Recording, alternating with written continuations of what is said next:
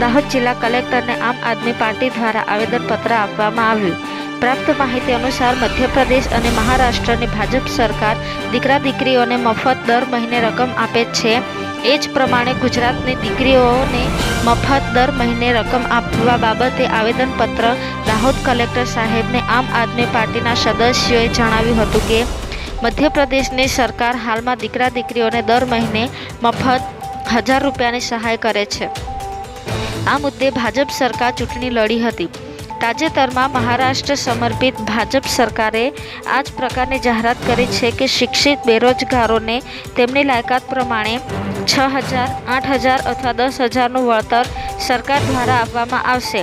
ગુજરાતની પ્રજા તો 30 વર્ષથી ભાજપને બહુમતી આપે છે।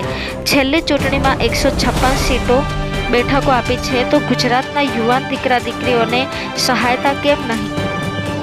ગુજરાતના દીકરા દીકરીઓને બેરોજગારીથી પીડાય છે, પૈસાને અભાવે અભ્યાસ છોડી દે છે, તો ગુજરાતના દીકરા દીકરીઓનો શું દોષ છે?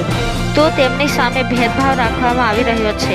વળી ભાજપના નેતા ભાષણોમાં સબકા સાથ સબકા વિકાસ અને એક શ્રેષ્ઠ ભારતની વાતો કરે છે।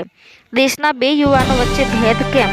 ગુજરાતના તમામ દીકરા દીકરીઓ વતી અમારી માંગણી છે કે ગુજરાતના દીકરા દીકરીને પણ આ પ્રમાણે સહાયતા મળવી જોઈએ। આ માટે આજ રોજ તારીખ 23/7/2024ના રોજ આમ આદમી પાર્ટી દ્વારા દાહોદ જિલ્લા કલેક્ટરને આવેદનપત્ર આપવામાં આવ્યું હતું।